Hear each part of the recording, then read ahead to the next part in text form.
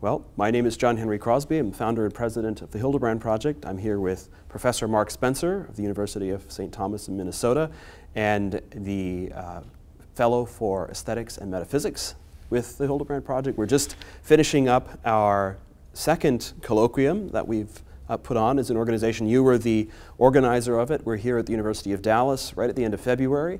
And I thought we'd take a few minutes just to talk about the experience we've had, the ground that we covered, and to share it with our friends and followers who follow what the Hildebrand Project is doing. And this is something I think you and I are very proud of. So tell me a little bit about what we've done here, what the theme was, who our speakers were. Yeah, so we just had a very delightful and intellectually stimulating experience talking about Hildebrand's emotion theory in conversation with other philosophical schools. So we started off with a great lecture by your father, John Crosby, bringing Hildebrand on the heart, on the emotions, into conversation with contemporary philosopher Nussbaum, Arthur Nussbaum, right. and with Karol Wojtyła, Yeah. John Paul II, defending this idea that Hildebrand has that the heart, the emotions, affectivity, constitute a distinct center, a distinct aspect to the person alongside intellect and will, and just as important, or maybe even more important, than intellect and will. And we continued that theme yesterday as we looked at three papers, listened to three papers that brought Hildebrand on this theme into conversation with Thomas Aquinas. And the papers came together very nicely. We moved from papers a bit more critical of von Hildebrand and defending Thomas Aquinas on the emotions to papers that defended Hildebrand and showed his unique contributions to our understanding of the emotions. And we heard there from Tony Flood, who's at North Dakota, and Francis Feingold, who's out at St. Patrick's Seminary in San Francisco, and then we heard from Maria Federica, who's at Ave Maria. And then after we listened about the relation between Hildebrand and the Thomistic tradition, we moved into thinking about Hildebrand's relation to some other philosophers. So we heard from Chad England here about some relationships between Hildebrand on the emotions and Augustine and Nietzsche. Looking at how Hildebrand and Nietzsche criticized Augustine on these questions, but how Augustine actually contributes some points, some important insights on the emotions that perhaps those other thinkers do not take into account. And then today we heard about a relationship between Hildebrand and William James, the pragmatist American philosopher, on the bodiliness of our emotions. We heard from Elizabeth Shaw from Catholic University there, and then we heard about the question of what makes our emotions right or fitting with a situation, a proper response to those situations. And there we heard from Joseph Gamache, who's at Marian University.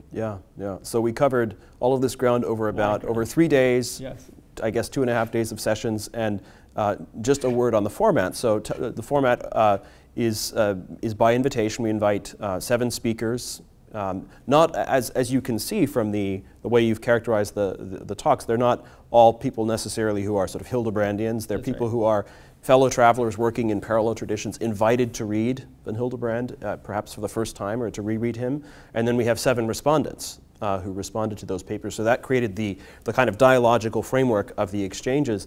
And I felt that the quality of the papers was very high. Fantastic. And they coalesced around sort of all of the central themes that we would have wanted. And then the responses were of a very high quality as well. Some of those came from graduate students.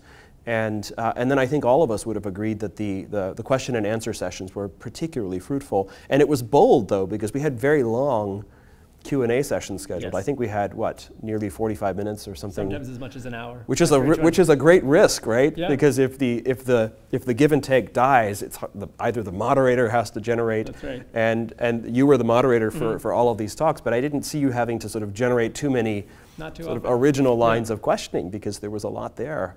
What would you say, were there any particular highlights or sort of new insights into von Hildebrand or the various interlocutors that struck you as a result of this time together? Yeah, couple of things that seemed particularly important. Yesterday, we spent a lot of time trying to tease out the similarities and the differences between Hildebrand on the emotions and Thomas Aquinas on the emotions.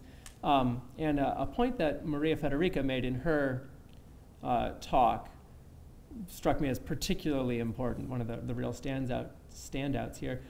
So she talked about how for Thomas Aquinas, all of the feelings are appetites. They involve a movement towards union or possession with some good, some object. But Hildebrand really recognizes that there are kinds of emotions that we have, for example, adoration, gratitude, veneration, respect, which do not involve a desire for union. Rather, they involve something else, and we need a theory of the person, a theory of the emotions that takes that into account. The second thing that seemed really important from my point of view was from Elizabeth Shaw's paper this morning. I thought that was a terrific paper, both of those that you mentioned. Yeah, and there she's talking about the role of the body, both our experience of our bodies, and also just the physiological changes that happen in our bodies alongside the emotions. It's really thinking about the relationship between those and these deep feelings, right, especially spiritual feelings we can have, and just trying to tease out the relationship there struck me as a particularly fruitful line of inquiry. Yeah. Something that also struck me that was implicit in all of the conversations and came out at various points are the ways in which these conversations about affectivity deepen, of course, the anthropology, the understanding of the person as embodied. And I noticed that we began to use, I think in part at Maria's promptings, the language of incarnation, the person as incarnated in the body, and all of the implications that would have on the way in which the person then expresses him or herself through their body. That's right. I found that to be particularly important. And inasmuch as the Hildebrand Project is very interested in personalism as such, you know, a personalist account of the embodied person, I found that to be a very enriching line of thought, maybe material for further colloquia. Yeah, I think there's quite a lot there that we could think about, both in relationship to other schools of thought, like Thomism, which deals with this hylomorphic, this soul-body conception of the person, and others as well. I mean, William James might not seem like a natural interlocutor here, but there's fruitful stuff there in the analytic tradition and elsewhere. I think we could. That's right. Yeah, our work has just begun, and so we spoke with our attendees also about how we continue to build on this. And of course, one of the fruits of this will be that video from their presentations will be available on our YouTube channel, so that people who are interested in our work can see those presentations directly. And of course, we hope that these works, their draft papers, will find their way into publication. And you know, we've spoken a lot about continuing to work with the people who attend these colloquia. And I think that for those of us who follow the work of the Hildebrand Project, it's not, you know, some things are very public in the sense that you can buy any book that we publish, you can come to our summer seminars. These are more, these are gatherings that bring together, you know, select people. But of course, the purpose of these gatherings is, again, to sort of bring all of this back to bear on current conversations in philosophy, obviously in a certain sense within the Catholic philosophical tradition, the engagement with culture. And so in that sense, we are trying to revivify and sort of add fire, so to speak, to this very rich tradition, so that it can find its way back into Catholic thought and practice, Christian thought and practice, the engagement with even secular lines of thought. And I just want to emphasize that to our followers, because of course these are, in some sense, these are moments when we step away, you might say, from more public engagement, but we want to bring it back. We want to sort of contribute it back.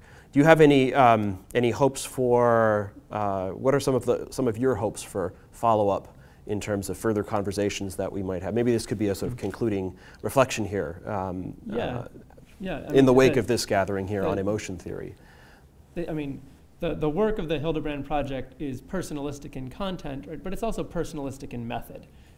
So my hope is precisely what you just said, that we're going to have a sort of building and a greater gel among the personalistic community in the United States and worldwide, where we know one another, where we're comfortable working with one another, where we sort of have an ever-expanding network and community of scholars thinking about these things. And where that's sort of part of our daily experience as academics, as Catholics. that's certainly my hope. I hope that to happen concretely. I hope that will happen through future events like this one, future events of other sorts, perhaps of a more public nature that can bring these ideas more into the public sphere, and then also just sharing our work among ourselves. That's right. Private That's right. As well. Of course, of course. And of course, all of this does find its way back to more general audiences through our summer seminars. We have a summer seminar coming up on the heart, on the very theme of this colloquium. You will be among the presenters there. And quite a few of our other participants. Exactly. Well. And so and this, of course, will be a presentation of the kind of discussions we've had here for a much more sort of, well, certainly for academics. There will always be academics, but also for lay people who have serious who pursue answers to serious intellectual questions that they pursue in very existential ways, that this matters for me. For sure. And so we look forward in the course of the summer to bringing that back, yeah. or giving that forward, so to speak. But Mark, thank you so much for this seminar. It was a wonderful time, and for our followers on social media and email, we invite you to like this video, to sign up for our email newsletter if you're not already signed up, and of course always invite and encourage your friends to join us. So again, Mark, thank you very much, and look forward to our further collaboration.